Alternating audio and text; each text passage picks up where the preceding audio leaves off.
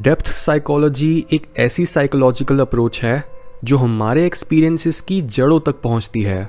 Surface level पर हम सोचते हैं कि जो भी हम बोल रहे या कर रहे होते हैं वो हम अपनी मर्जी से करते हैं, पर अपने दिमाग की गहराइयों तक पहुंचने पर हमें पता चलता है कि हमारे अनकॉन्शियस माइंड में एक अलग ही दुनिया एग्जिस्ट करती है, जहां पर ड्रीम्स, आर्केटाइप्स, ऐतिहासिक कहानियों और हमारे उन पर्सनल एक्सपीरियंसेस का बोलबाला होता है जो हमें कॉन्शियसली याद भी नहीं होते, पर ये सब चीज़ें हमें हर समय एक पपेट की तरह कंट्रोल कर रही होती हैं। और दुनिया के 99% लोगों को कोई अंदाज़ा भी नहीं है कि उनका हर ख्याल और उनके मुंह से निकली हर बात पूरी तरह से उनकी बात या फिर उनका ख्याल है ही नहीं।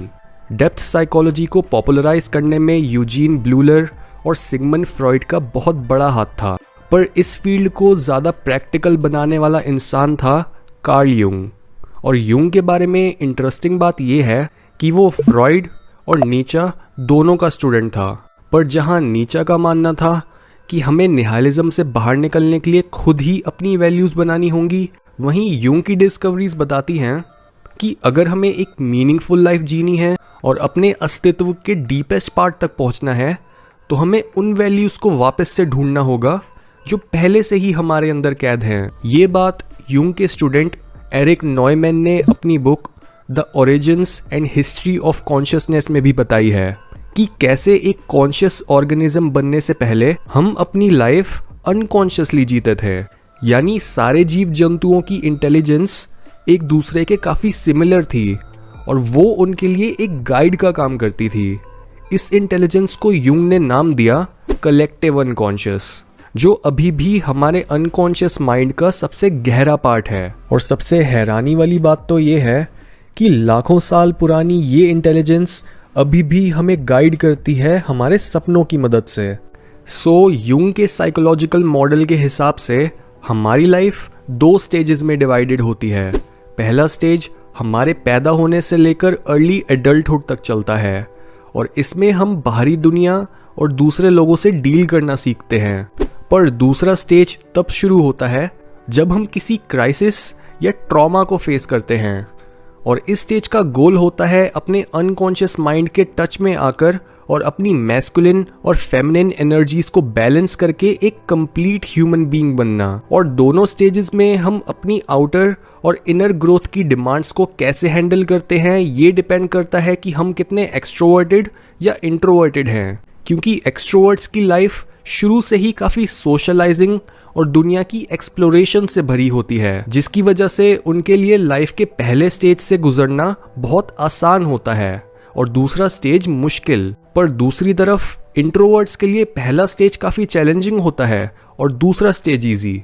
लाइफ के पहले स्टेज में हमारी आउटर डेवलपमेंट के लिए हमारे अनकॉन्शियस माइंड में से 2 आर्केटाइप्स बाहर आते हैं, यानी हमारी ईगो और पर्सोना। हमारी ईगो हमारी साइकी का वो पार्ट होता है जिसे हम मैं बोलते हैं, यानी जिन डिज़ायर्स, गोल्स, थॉट्स और फीलिंग्स को आप अपने साथ एसोसिएट करते हो वो आपकी ईगो है। ये वो स्टोरी है जो आप अपने आप को बताते हो।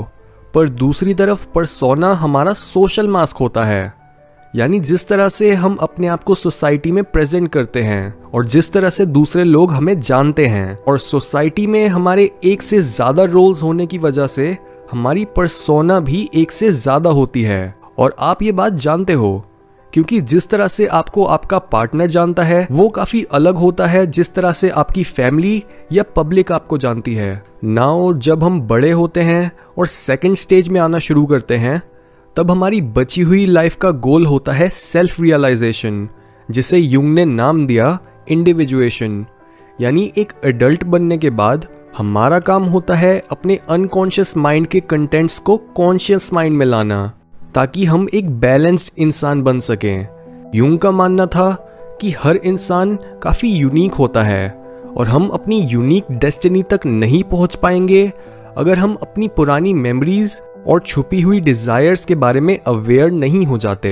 एग्जाम्पल के तौर पे अगर एक इंसान को उसके बचपन में उसके पेरेंट्स से प्रॉपर अटेंशन नहीं मिलती या फिर उसके पेरेंट्स अब्यूजिव थे तो उसकी साइकी इस मेमोरी और इससे जुड़े डर या ट्रॉमा को पूरी तरह से अनकॉन्शियस बना देगी, ताकि वो रोज रोज अपने बचपन के बारे में सोचकर डिप्रेस ना हो।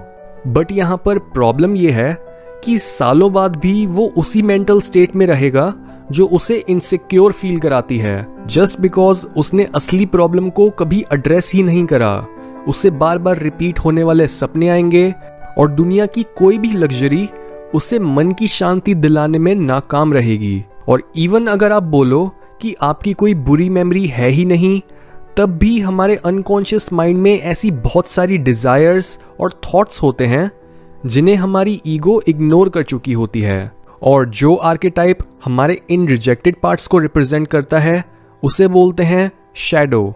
ये इग्नोर्ड और रिजेक्टेड चीजें पॉजिटिव भी हो सकती हैं और नेगेटिव भी। जैसे अगर एक इंसान को इनअप्रोप्रिएट सिचुएशंस में हंसने की आदत है और उसे इस बात के लिए क्रिटिसाइज करा जाता है, तो इवेंचुअली उसे अपनी इस हैबिट को सप्रेस करना पड़ेगा, जिससे उसकी शैडो पॉजिटिव होगी। दूसरी तरफ अगर एक बुली पनिशमेंट मिलने पर दूसरों को डोमिनेट करना छोड़ देता है, तो इस केस में उसकी शैडो के कंटेंट्स नेगेटिव होंगे।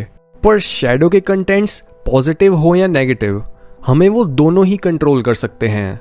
और तभी इस सिचुएशन से बाहर निकलने के लिए हमारी साइकी हमारी शैडो को दूसरे लोगों पर प्रोजेक्ट करती है, ताकि हम उनमें अपने रिजेक्टेड थॉट्स और बिलीफ्स को देख सकें और अपनी शैडो को कॉन्शियसली फेस कर सकें। और अगर आप खुद चेक करना चाहते हो कि आपकी शैडो में आपके कौन से रिजेक्टेड थॉट्स हैं, तो आप सिंपली अपनी जजमेंट्स को ऑब्जर्व कर सकते हो कि आपको दूसरे लोगों में क्या बुरा लगता है, किस टाइप के लोगों से आप डरते हो और किस टाइप के लोग आपको अपने से इन्फीरियर लगते हैं। सेकंड स्टेज में अगले आर्केटाइप्स हैं एनिमा और एनिमस।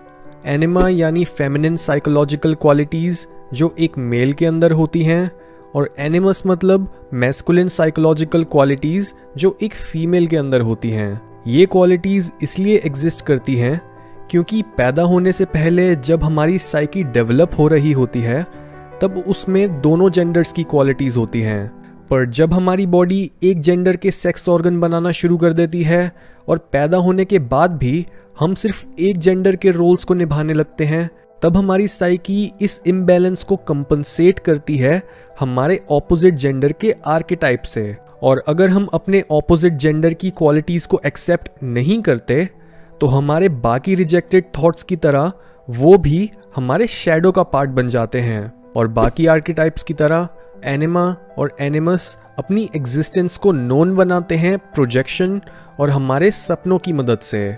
यूजुअली जब भी हम अपनी इन क्वालिटीज के टच में आना स्टार्ट करते हैं, तब हमें अपने सपनों में एक ऑपोजिट जेंडर का फिगर देखने लगता है। एग्जाम्पल के तौर पर कुछ दिनों पहले आप लोगों में से एक लड़के ने मुझे मैसेज करके बताया कि उसे अपने सपनों में बार बार उसकी क्रश दिख रही है।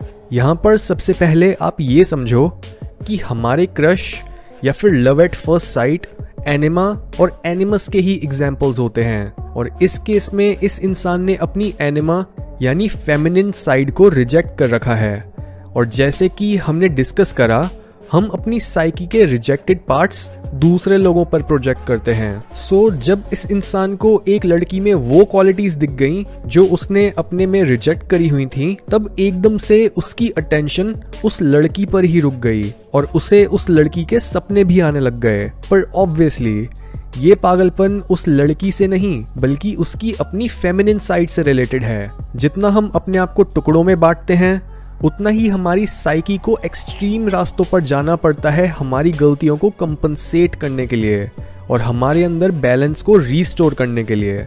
इसी वजह से हमारा टास्क है अपने अंदर की फेमिनिन और मैस्कुलिन एनर्जीज दोनों को यूज करना। एक रफ एंड टफ मेल को ज़्यादा क्रिएटिव, इमोशनल और कंपैशनेट बनने की प्रैक्टिस करनी चाहिए, और एक फीमेल को पॉजिटिव मेल क्वालिटीज़ जैसे रैशनैलिटी, गुड जजमेंट और असर्टिवनेस को प्रैक्टिस करना चाहिए।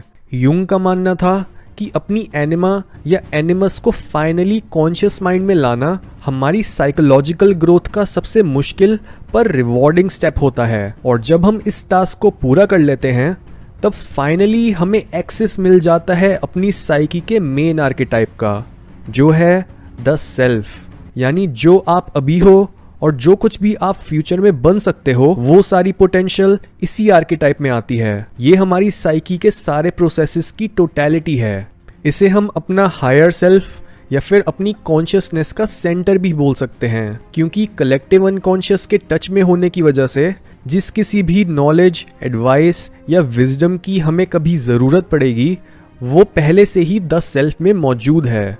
इसी वजह से जब भी आप किसी महान स्पिरिचुअल टीचर या फिलोसोफर की बात सुनते हो तो ऑटोमेटिकली आपको ऐसा लगता है कि आपने वो बातें ना सुनकर भी पहले सुनी हुई हैं और वो आपके अंदर किसी ऐसी चीज से बात कर पाते हैं जो आपसे भी बड़ी है। जैसे जैसे एक इंसान अपने आप को अपनी ईगो या पर्सोना के साथ आइडेंटिफाई करने के बजाय द सेल्फ के साथ कनेक्ट करना शुरू करता है, वैसे वैसे वो अपने अंदर एक यूनियन या फिर ऑपोजिट्स के मिलन को एक्सपीरियंस करता है। ये प्रोसेस एक हेल्दी पर्सनैलिटी और अपनी मैक्सिमम पोटेंशियल तक पहुंचने के लिए बहुत ज़रूरी है। पर पर्सनल बेनिफिट्स के अलावा यूंग का मानना था कि इस लेवल की सेल्फ अवेयरनेस सोसाइटी के लिए भी बहुत बेनिफिशियल है, क्योंकि जो लोग अपने आप को अपनी पर्सोना से ओवर आइडेंटिफाई करते हैं वो अत्याचारी गवर्नमेंट और बुरे लोगों के सबसे आसान शिकार बनते हैं। और तभी अगर हम इस दुनिया में कोई पॉजिटिव चेंज लाना चाहते हैं तो ये बहुत ज़रूरी है कि ज़्यादा से ज़्यादा लोग इंडिविजुएशन प्रोसेस की मदद से ये जान पाएं कि उनके पास इस दुनिया को ऑफर करने के लिए बहुत कुछ है और उनका असली रूप उनके सोशल रोल से बहुत बढ़कर है।